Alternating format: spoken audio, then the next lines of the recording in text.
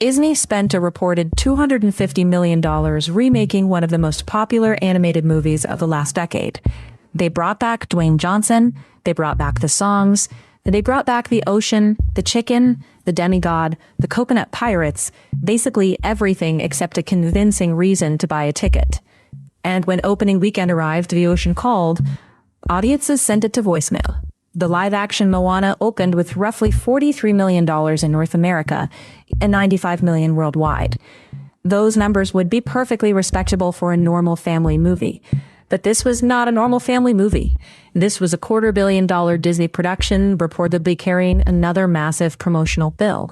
It needed to arrive like a cultural event. Instead, it arrived like a Disney Plus reminder. So how did Disney take a billion-dollar franchise, one of Hollywood's biggest stars, and songs an entire generation already knew, and turn them into one of the strangest box office miscalculations of the year? Because Moana did not fail because nobody loved Moana. It failed because Disney gave people absolutely no time to miss her. On paper, this looked almost impossible to mess up. The original Moana arrived in 2016, earned more than $640 million worldwide, received 2 Oscar nominations, and then became one of Disney Plus's most reliable streaming giants. Its music never disappeared. Its characters never disappeared. Moana was on backpacks, toys, birthday cakes, theme park attractions, playlists, and probably playing somewhere in the background while an exhausted parent reconsidered every decision that led them to hearing How Far I'll Go for the 8,000th time. Then Moana 2 arrived in late 2024 and made more than $1 billion. That should have proved the franchise was healthy. Disney apparently read it differently. They looked at an audience shouting, "We love Moana," and somehow heard, "Please sell us the first movie again, but this time make the water more expensive." That is the first mistake in this autopsy. Disney confused popularity with unmet demand. Those are not the same thing. People love pizza. That does not mean they want another pizza delivered 19 months after the last pizza, while the previous pizza is still sitting on the table, streaming in 4K. The animated original was still everywhere. The sequel had barely left theaters. And now Disney wanted families to pay premium ticket prices for essentially the same voyage again. This was not nostalgia. This was a notification reminder. Successful remakes usually rely on distance. The original film becomes a childhood memory. Those children grow up. Some have children of their own. Then the studio returns 20 or 30 years later and sells 2 generations the same emotion at once. It is corporate recycling, yes, but at least the recycling bin had time to leave the house.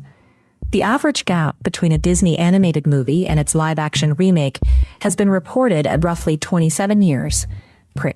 The gap for Moana was 10. 10 years is not ancient history. A child who watched the original in theaters could still be a child when the remake arrived. Disney was trying to nostalgia bait people who had not even finished growing up with the original. And the comparison with Lilo and Stitch makes this painfully clear. The animated Lilo and Stitch came out in 2002. Its remake reached people who had spent more than 2 decades loving those characters. According to The Wrap, 65% of its opening weekend audience was between 18 and 35, the exact generation old enough to remember the original and young enough to bring friends or children. Moana had no such emotional runway. It did not return from the past. It walked in from the next room. And because the original was still easily available, every trailer created the same dangerous question: why should I pay for this version when the version I already love is at home? Disney's answer appeared to be because now Dwayne Johnson has pores. That was not enough. The second major problem was creative. The remake was widely criticized for being extraordinarily faithful. Normally, faithful is a compliment. Here, it became evidence for the prosecution. Reviewers described the film as scene for scene, line for line, and sometimes shot for shot familiar. The same journey, the same songs, the same jokes, the same emotional turns. Disney did not sail beyond the reef. It photocopied the reef and charged IMAX prices. And this trapped the movie from both directions. If the filmmakers changed too much, fans would ask why they ruined Moana. but because they changed so little, everyone asked why they remade it. That is the danger of treating an animated movie like an unfinished draft, as if animation were only the rehearsal and live action were automatically the final form. But animation was not hiding the real Moana. Animation was the reason Moana worked. Animated Maui could stretch, transform, react, dance, and explode across the screen with impossible physical energy. Every eyebrow, smirk, tattoo, and movement was controlled by artists who could push the emotion far beyond what a human body could naturally do. The ocean could be magical instead of merely realistic. Hey Hey could be absurd instead of biologically confusing. Musical numbers could change shape at the speed of imagination. The remake kept many of those digital elements anyway. The ocean was digital, the animals were digital, the monsters were digital, much of the environment was digitally extended. So this was live action. In the same way a salad with one lettuce leaf under a bucket of cheese is technically a salad.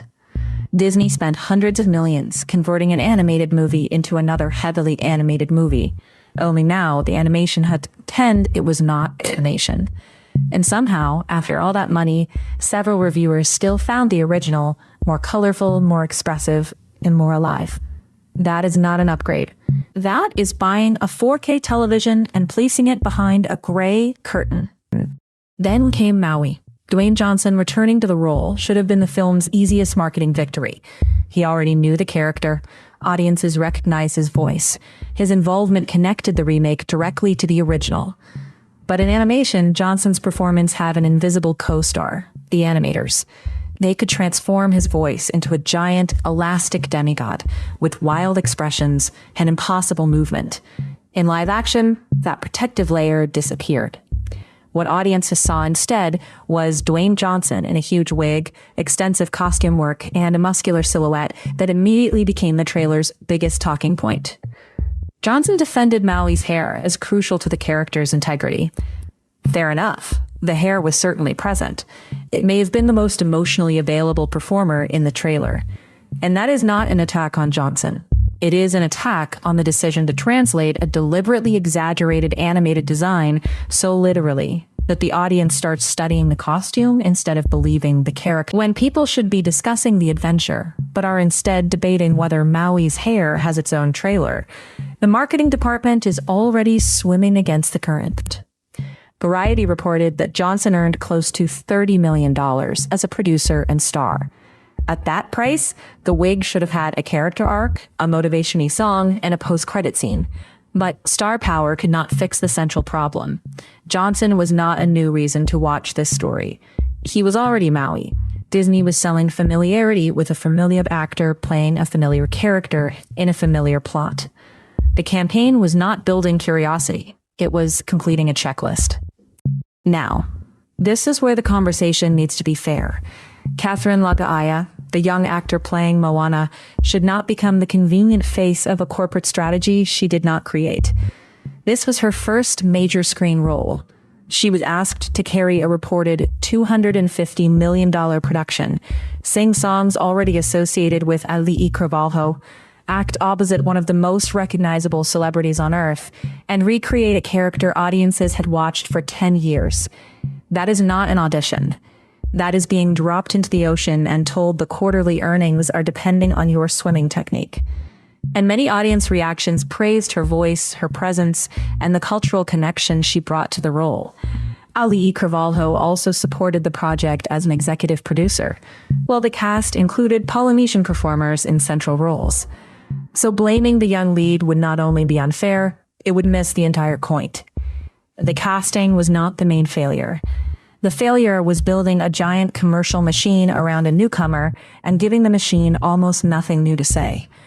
Lagaʻaia was asked to win a competition against an animated version that could never age, never miss a note, and could be replayed instantly at home.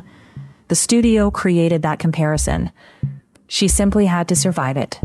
Now we reach the number that turned every weakness into a crisis. $250 million. That was the reported production budget before the full cost of advertising. Variety estimated promotional spending at roughly another $120 million. At that scale, a movie cannot simply be liked. It has to become an appointment. Variety estimated that Moana would need around $600 million worldwide to break even theatrically, because theaters retain part of the ticket revenue and the studio has to recover both production and marketing costs. The opening was $95 million worldwide. In other words, Disney built a luxury cruise ship and launched it into a swimming pool. This is why budget matters to the human experience. Viewers do not calculate studio accounting before buying popcorn, but they do feel whether a movie looks essential. If a film reportedly costs $250 million, the audience expects scale, beauty, surprise, and at least one moment that could not have been produced by clicking the original on Disney+. Instead, critics kept using words such as unnecessary, familiar, artificial, and lifeless. That is a catastrophic mismatch between investment and perception.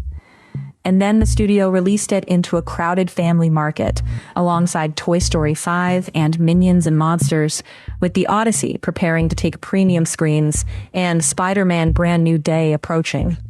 Families do not attend every family movie. A cinema trip is expensive. Parents choose. Disney gave them several fresh options, and then asked Moana to compete by offering a story their children could already recite. That is not confidence. That is setting $250 million on fire and asking the ocean to handle the paperwork. But here is the detail that makes this story much more interesting. The people who actually watched the movie often liked it. At our research cutoff, Moana had only 32% from critics on Rotten Tomatoes, but 88% from verified audiences. It also received an A- cinema score.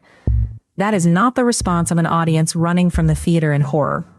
Families praised the songs, the familiar story, the cultural representation, and Catherine Lagaʻaia. Some viewers even said the movie's faithfulness was exactly what they wanted. So the simple explanation, Disney made garbage and everybody hated it, does not survive contact with the evidence. The deeper problem was not satisfaction. It was motivation. The people who bought tickets were already the people most likely to enjoy a faithful remake. The box office was damaged by everybody who looked at the trailer, remembered the original, and quietly decided, maybe when it hits streaming. Rotten Tomatoes measures how viewers felt after attending. The box office measures how many people cared enough to attend in the first place. And Moana's failure lived in that gap. Disney successfully made a movie for people who wanted the same movie again. It just overestimated how many of those people existed at theatrical prices. This is also why Lilo and Stitch does not prove that remake fatigue is fake. It proves that timing, nostalgia, and novelty still matter.